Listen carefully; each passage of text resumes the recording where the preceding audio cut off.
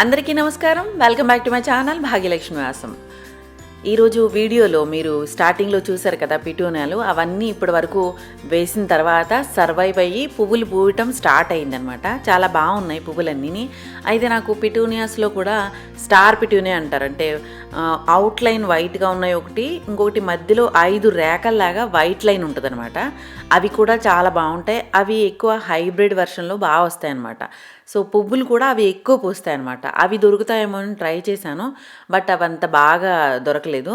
మిగతావి ఒకే కలర్ ఉన్నవి ఎప్పుడు కూడా దేశవాళీ అనమాట. అవి అంత పువ్వులు ఒక టైం వరకు పూస్తాయి, తర్వాత ఉండవు. అండ్ ఇంకొకటి ఏంటంటే మార్చ్ ఏప్రిల్ వరకు కూడా ఉండవన్నమాట. అవి ఈ లోపలనే సమ్ కైండ్ ఆఫ్ ఏదో ఒక వైరస్ వచ్చో లేకపోతే నీళ్ళు ఎక్కువైనప్పుడు రూట్ రాట్ అయిపోయి చచ్చిపోతాయి అనమాట. దేశవాళీ అయితే హైబ్రిడ్లో వైట్ లైను అంటే అవుటర్ బార్డర్ ఉంటుంది కదా, అది వైట్గా ఉన్నాయి. మధ్యలో స్టార్ లాగా గీతలు ఉన్న పిటూనియాలు అయితే కనుక మీకు మంచిగా సర్వైవ్ అవుతాయి. ఎక్కువ పువ్వులు పూస్తాయి, చాలా బ్రైట్ కలర్స్లో దొరుకుతాయి అనమాట. మీకు వీలుంటే కనుక అట్లాంటివి దొరికితే కనుక తెచ్చుకోండి. ఈరోజు బ్రేక్ఫాస్ట్లో ఏమంటే పెసరట్టు వేసాను అనమాట. పెసరట్టు అండ్ ఏబీసీ జ్యూస్ అంటారు కదా, నేను క్యారెట్ అయితే వేయలేదు, యాపిల్ అండ్ బీట్రూట్ జ్యూస్ అనమాట. సో పెసరట్టు కూడా మనం పెసలు ముందు రోజు నైట్ నానబెట్టుకున్న పెసరట్టు వేసుకుంటే చాలా బాగా వస్తుంది. స్ప్రౌట్స్ అయిన పెసలు వేసుకుంటే కనుక కొంచెం నురగగా వచ్చి పిండి అది పెనానికి అంటుకుపోతుంది అండ్ మెత్తగా వస్తుంది అనమాట, అంత బాగా రాదు. సో పెసరట్టు ఎప్పుడు ముందు రోజు నైట్ నానబెట్టుకున్న పెసలు మాత్రమే పెసరట్టు చాలా బాగా వస్తుంది, చాలా క్రిస్పీగా వస్తుంది. సో నేను కాస్ట్ ఐరన్ తవ మీద వేసేయడం అలవాటు అనమాట. స్ప్రౌట్స్ వస్తే కనుక ఆ తర్వాత రోజు స్ప్రౌట్స్ వచ్చిన తర్వాత స్ప్రౌట్స్ లాగా పప్పులాగా లేకపోతే సమ్ కైండ్ ఆఫ్ వేరే వడల్లాగా తినొచ్చు. కానీ పెసరట్టు అయితే మాత్రం స్ప్రౌట్స్ మాత్రం వేయటం అవాయిడ్ చేయడమే బెటర్, ఎందుకంటే క్రిస్పీగా రాదు కాబట్టి. సో నెక్స్ట్ ఈరోజు మార్నింగే అసలు బెడ్ సెట్ చేయటం, ఎవరు ముందు లేస్తే వాళ్ళకి లేదు, ఎవరైతే లేట్గా లేస్తారో వాళ్ళు బెడ్ సెట్ చేయడం అలవాటు అనమాట మా ఇంట్లో. ఒక్కొక్కసారి తను లేచిపోతారు, మఫిన్ని కుక్కుని బయటికి తిప్పాలి కదా, సో దాని గురించి ఒక్కొక్కసారి లేట్గా లేస్తారు. సో ఈరోజు తను నేను అని అన్నది కాదు కానీ బెడ్షీట్ చేంజ్ చేయాలి. సో దాని గురించి ఈరోజు బెడ్షీట్ చేంజ్ చేయాలి కదా అని బెడ్ అలా వదిలేసి ఫస్ట్ ఈ బ్రేక్ఫాస్ట్లు ముందు కిచెన్లో పని అంతా చూసుకున్న తర్వాత వచ్చి బెడ్షీట్ అంతా చేంజ్ చేసేసాను అనమాట. తర్వాత ఈ కార్నర్ అంతా కూడా నార్త్ ఈస్ట్ కార్నర్ అనమాట. ఇక్కడ నార్త్ ఈస్ట్ కార్నర్ అంటే మనకి దేవుడిని పెట్టుకునే స్థానం అంటారు కదా, ఈశాన్య మూల. సో నాకు ఇక్కడ హాల్లో దేవుడిని పెట్టుకోవడానికి లేదు, సో అందుకని కంప్యూటర్ రూమ్ ఉంది కదా, సో ఎంటర్టైన్మెంట్ రూమ్ లాగా అక్కడ మూల నేను దేవుడి మందిరం అరేంజ్ చేసుకున్నాను. అయితే ఈ మూలలో దేవుడిని పెట్టుకుంటే బాగుంటుంది కదా, సో దాని గురించి ఏం చేశానంటే ఒక 2 దేవుడి పటాలు ఈ కార్నర్ అంతా సెట్ చేసినప్పుడు కొంచెం అందంగా ఇలా మంచి ఎస్థెటిక్ లుక్లో ఇత్తడి సామాన్లతో డెకరేట్ చేశాను కదా, మీరు అందరూ చూసారు ఆ వీడియోలో. సో ఈ సెట్టింగ్ని కొంచెం బాగుంటుంది అని అనేసి యాస్ట్రిక్గాను అండ్ ఇంకొకటి ఏంటంటే మన సెంటిమెంట్కి తగ్గట్టుగా నేను దేవుడి మూలలాగా కొంచెం అందంగా ఉంచుకుంటున్నాను అనమాట. ఈ ఎలిఫెంట్ ట్రంక్ బొమ్మ ఉంది కదా, అంటే ద్వారకాధీశుడు ఉన్నాడనమాట. సో దాని మీద నేను యాక్చువల్లీ బాలాజీ బొమ్మని ఆర్డర్ చేశాను, దుస్సాన్ అనే సైట్లో ఆర్డర్ చేశాను అనమాట దివాళీకి ముందే. సో అది కూడా అండ్ ఆ ప్లేట్ కూడా 10 ఏళ్ల పాతదనమాట, కాపర్ ప్లేట్ లాగా ఉంటుంది. సో అది మామూలుగా డెకరేటివ్గా ఎక్కడైనా టేబుల్ మీద పెట్టుకునేలాగా ఉండేది. అయితే నేను గోడకు తగిలిస్తే ఎలా ఉంటుందో అని అనేసి గోడకు తగిలిస్తే చాలా బాగుంది. సో అలా గోడకు తగిలించిన తర్వాత ఈ కార్నర్ అంతా కూడా అందంగా ఉందన్నమాట. కొంచెం ఒకటి ఎప్పుడైనా మనకు గుర్తొచ్చినప్పుడల్లా ఇది బాగుంటుంది అని అన్నప్పుడు అట్లాంటివి సెట్ చేసుకుంటూ కూడా మనం ఒక వాల్ని అందంగా డెకరేట్ చేసుకోవచ్చు అనమాట. సో ఈ కార్నర్ అయితే ఇలా నేను పొద్దున్న పూజ అయిపోయిన తర్వాత కొద్దిగా డస్టింగ్ అట్లా పని అంతా అయిపోయిన తర్వాత ఈ కార్నర్ అంతా కూడా కొంచెం వామ్గా ఉంటుంది కదా అనేసి ఒక అగరబత్తి వెలిగించి, ఇంట్లో కూడా ఫ్రేగ్రెన్స్ ఉంటుంది కదా, సో అట్లా ఇష్టం అనమాట నాకు. అండ్ తర్వాత ఈ కిచెన్ కౌంటర్ అంతా కూడా నేను రెగ్యులర్గా క్లీన్ చేస్తూనే ఉంటాను. బట్ ఏంటంటే ఈ వెనకాల టైల్స్ కొన్ని రోజులకి బాగా చిరాకు అయిపోతూ ఉంటాయి. అయితే థిన్నర్తో క్లీన్ చేస్తే కనుక చాలా ఈజీగా వస్తుంది. ఈజీగా క్లీన్ చేసేసుకోవచ్చు అని చెప్పాను. బట్ తిన్నర్ ఎప్పుడైతే ఒక 3 మంత్స్‌కో లేకపోతే 4 మంత్స్‌కో ఒకసారి క్లీన్ చేస్తూ ఉంటాను. బట్ ఇది మంత్లీ ఒక్కసారైనా చేయకపోతే గనక టైల్స్ మీద మచ్చలు అలా ఉండిపోతాయన్నమాట. ఆ స్పాట్స్ పోవు. సో, ఆ స్పాట్స్ పోవటానికి మధ్య మధ్యలో ఇలా వెనిగర్ స్ప్రే, విమ్ము, వెనిగరు ఇంకా వాటరు. ఇంకా మనకేదైనా వెనిగర్ వాసన నచ్చకపోతే గనక ఫ్రేగ్రెన్స్ ఆయిల్ ఏదైనా వేసి మనం దాన్ని మంచిగా ఇంట్లో యూజ్ చేసుకునే సొల్యూషన్ లాగా రెడీ చేయొచ్చు. సో, అది అలా ఆ సొల్యూషన్ వేసి నేనంతా క్లీన్ చేస్తున్నాననమాట. రీయూజబుల్ టిష్యూస్ ఉంటాయి కదా! వాటితో వెట్ వైప్ చేస్తే గనక చాలా తొందరగా నీట్‌గా అయిపోతుంది. నేను గ్యాస్ స్టవ్ కూడా అలాగే క్లీన్ చేసుకుంటూ ఉంటాను. తర్వాత మళ్ళీ పొడిగుడ్డు పెట్టి నొక్కి తుడిచేస్తే గనక చాలా నీట్‌గా వచ్చేస్తాయి. అండ్ టైల్స్ కూడా స్పాట్‌లెస్ క్లీన్‌గా చాలా నీట్‌గా అయిపోతాయన్నమాట.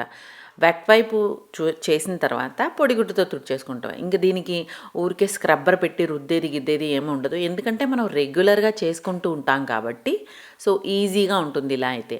సో, నెగ్లెక్ట్ చేసుకుంటూ పోతే గనక అదేమవుతుందంటే అవి అలా ఉండిపోయి బాగా గ్రీజీగా అయిపోతే గనక అవి మనం తర్వాత మచ్చలు గ్రీజీగా అయిపోతే గనక మనం క్లీన్ చేయడానికి ఇంకా తప్పదు. సోపు, స్క్రబ్బర్ పెట్టి రుద్దాల్సి వస్తుందనమాట.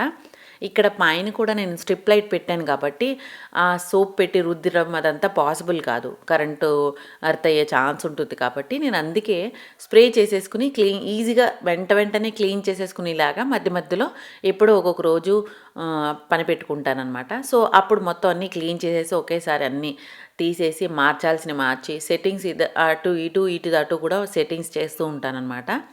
సో, ఫైనల్‌గా ఇక్కడ ప్లాంట్ ఉంది కదా! ఇది వాటర్ బ్యాంబూ అది తీసేసి మళ్ళీ ఇది పెట్టాననమాట. వాటర్ బ్యాంబూ అది యాక్చువల్లీ నేను మనకి వస్తుంటాయి కదా! రీయూజబుల్ అవి బాక్సులు మనం ఫుడ్ తీసుకొచ్చినవి అవి ఉంటాయి కదా! సో, అట్లాంటి దాంట్లో పెట్టాననమాట. సో, ఆ ప్లాంట్ తీసేసి మళ్ళీ అగ్లోనిమా పెట్టాను. ఆ తర్వాత ఇదంతా కూడా క్లీన్ చేసి ఈ సాల్ట్ అయిపోయినాయి అనమాట. ఒకటి పింక్ సాల్ట్, ఒకటి నార్మల్ సాల్ట్. సో, ఇవన్నీ మళ్ళీ రీఫిల్ చేసేసి కాఫీ, టీ ఇంకా పంచదార ఇవన్నీ కూడా మళ్ళీ రీఫిల్ చేసేసి ఇవన్నీ క్లీన్ చేసేసి మళ్ళీ అన్నీ సర్దుకున్నాననమాట. సో, ఇవన్నీ అయ్యేసరికి చాలా టైం పట్టింది. మీకు వీడియోలో చూపించడం ఓన్లీ 2 మినిట్స్ లేకపోతే 3 మినిట్స్‌లో అయిపోతుంది. బట్ ఏంటంటే నాకు చేయటానికి చాలా టైం పడుతుందనమాట. సో, ఇఫ్ మీకు నచ్చినట్లయితే కనుక లైక్ అయితే తప్పకుండా చేయండి. నా కంటెంట్ మీరు రెగ్యులర్‌గా ఫాలో అవ్వాలి అని అనిపించేలా ఉంటే గనక తప్పకుండా సబ్స్క్రైబ్ అయితే చేసుకోండి. అండ్ నెక్స్ట్ ఏమైందంటే నేను పైన గోధుమలు అవన్నీ ఆరబెట్టాననమాట. గోధుమలు యాక్చువల్లీ ఇక్కడ లోకల్ బాగా దొరుకుతూ ఉంటాయన్నమాట. ఇక్కడ స్టాపుల్ ఫుడ్ గోధుమలు కాబట్టి రోటీ, చపాతీ ఇవన్నీ తింటారు కాబట్టి సో, మేము లోకల్‌గానే కొనుక్కుంటూ ఉంటాం. అయితే మాకు నోన్ వాళ్ళ దగ్గర కొనుక్కుంటాం అనమాట. మళ్ళీ బయటైతే ఏ పెస్టిసైడ్స్ అవన్నీ యూజ్ చేస్తారేమో భయమేసి సో, నేను తెలిసిన వాళ్ళ దగ్గర నుంచే తెప్పిస్తూ ఉంటానన్నమాట. సో, గోధుమలన్నీ కూడా క్లీన్ చేసేదే ఉందన్నమాట. అవన్నీ వాష్ చేసి పైన ఆరేసి కొంచెం ఫ్రీ టైం దొరికింది నాకు. సో, ఒక చిన్న వీడియో ఒకటి చూస్తున్నాను.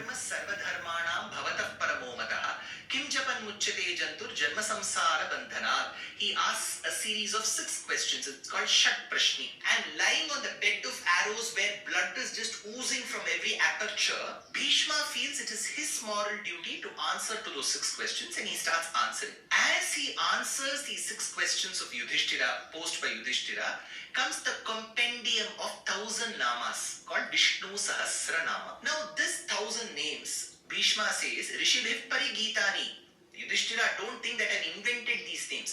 ये सभी नाम जो मैं बोल रहा हूँ ना సో మొత్తం గోధుమలన్నీ కూడా ఒకేసారి కడిగేసానమాట.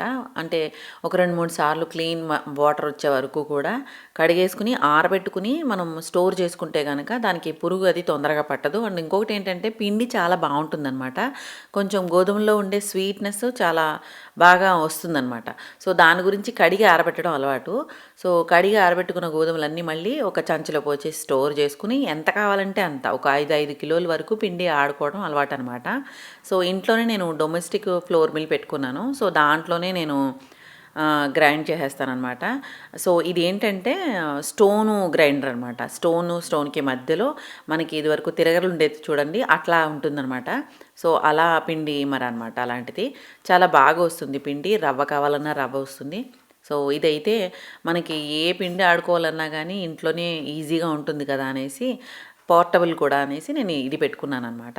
వింటర్స్ స్టార్ట్ అయిపోయినాయి కాబట్టి కొంచెం తొందరగానే సాయంత్రం చేయాల్సిన పనులు తొందరగా మనం ప్లాన్ చేసుకుంటే చాలా మంచిదనమాట. పొద్దున ఆరేసిన బట్టలన్నీ కూడా తీసుకొచ్చి ఫోల్డ్ చేసేసాను. వెంటనే ఫోల్డ్ చేసుకుంటే కనుక కొంచెం మెత్తగా ఉన్న ఫీలింగ్ ఉండదనమాట. సో అందులోనూ బెడ్షీట్లు కాబట్టి కొంచెం మెత్తగా అయిపోతే కొంచెం వాష్ చేసిన ఫీలింగ్ రాదు. సో కొంచెం ఎండలో ఉండగానే తీసేసి ఫోల్డ్ చేసేసి పెట్టేస్తున్నాను అనమాట. చాలా తొందరగా చీకటి పడిపోతుంది ఈ మధ్య. అంటే 5:30 ఆ టైం కల్లా కూడా చీకటి పడిపోతుంది అనమాట. జనరల్గా ఇక్కడ చాలా లేట్గా చీకటి వస్తుంది.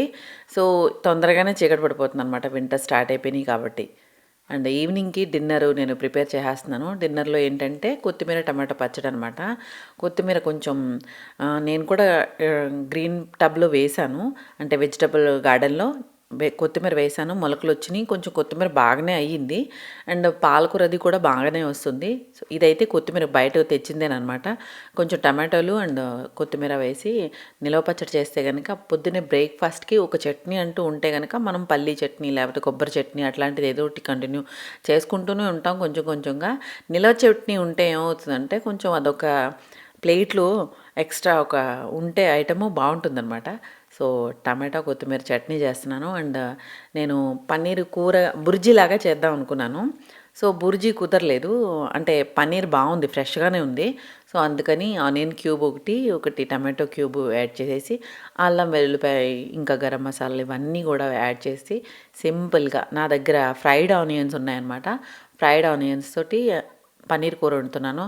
అయితే ఉప్పు కారం అవన్నీ వేస్తాం కదా, మసాలా బాక్స్ తీసినప్పుడు కారం అయిపోయిందనమాట. సో బాటిల్లో ఉందేమో అని చూస్తే బాటిల్లో కూడా అయిపోయింది. ఎప్పుడైనా మనకి ఇట్లా తీసుకునేవి అయిపోతే కనుక వెంటనే రీఫిల్ చేసేసుకుంటే కనుక ఇలాంటి టైంలో జస్ట్ లైక్ ఇప్పుడు నేను కారం వేయాల్సిన టైం కల్లా అందులో డబ్బాలోనూ లేదు, బాటిల్లోనూ లేదనమాట.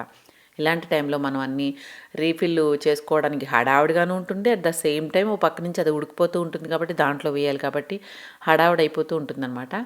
సో సరేలే, ఇది ఒక్కొక్కసారి అవుతూ ఉంటాయి ఇలాగా. సో నేను ఇదైతే ఫ్రిడ్జ్లో పెట్టేసుకుంటాను, కారం ఎప్పుడు ఇంటి దగ్గర నుంచే తీసుకొస్తాను. సో ఇదంతా ఇవన్నీ చక్కగా జిప్ బ్యాగ్లో అయితే డబ్బాలో వేసేదాన్ని ఫస్ట్. డబ్బాలో అయితే కనుక స్పేస్ ఆక్యుపై చేసేస్తుందని ఇలా బ్యాగ్లోనే వేసి ఫ్రిడ్జ్లో పెట్టేస్తాను అనమాట. ఎప్పుడు కావాలంటే అప్పుడు తీసుకుని రీఫిల్ చేసుకుని మళ్ళీ ఫ్రిడ్జ్లో పెట్టేయటం అనమాట. ఆ బాటిల్లోది దగ్గర నాకు 2 నెలలు వస్తుందేమో. ఇప్పుడు పిల్లలు లేరు కాబట్టి ఇంకా కొంచెం ఎక్కువ రోజులే రావచ్చు.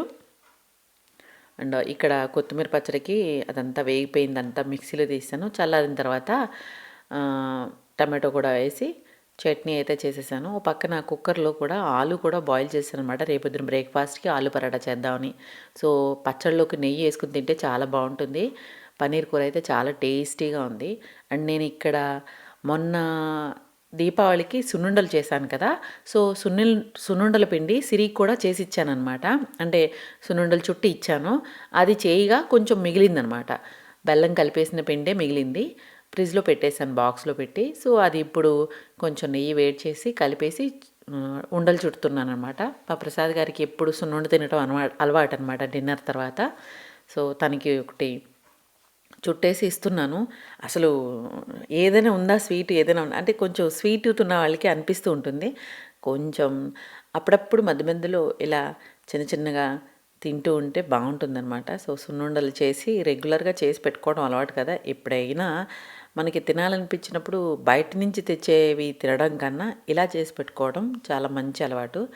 సో అదంతా అయిపోయిన తర్వాత కిచెన్ అంతా వైండప్ చేసేసి మొత్తం డిష్ వాషర్ లోడ్ చేసేసిన తర్వాత ఒక వాక్ వేద్దామని చెప్పి బయట గార్డెన్లోనే తిరుగుతున్నాను. ఈ లోపల మా కుక్కగాడు లోపల నుంచి బయటికి వెళ్దామని అడుగుతున్నాడు అనమాట. సో బయటికి వాక్ వెళ్ళాం అనమాట. మా సొసైటీలో బయట చాలా బాగుంటుంది ఈవినింగ్ టైంలో. సో ఈవినింగ్ అంటే 9 అయిపోతుంది అనుకుంటా. ఆ టైంకి మేమిద్దరం ఒకసారి మొత్తం సొసైటీ అంతా తిరిగి ఒక వాక్ వేసి వచ్చాం అనమాట. చాలా బాగుంటుంది ఈవినింగ్. అందులో వింటర్స్లో కొంచెం చలిగా ఉంటుంది కదా, బాగుంటుంది అలా తిరిగి రావటం. సో ఇదండి ఈరోజు నా వ్లాగ్. మీ అందరికీ నచ్చినట్లయితే లైక్ చేయండి, షేర్ చేయండి, సబ్స్క్రైబ్ చేయడం మాత్రం మర్చిపోవద్దు. Thank you for watching. Happy home making, happy gardening.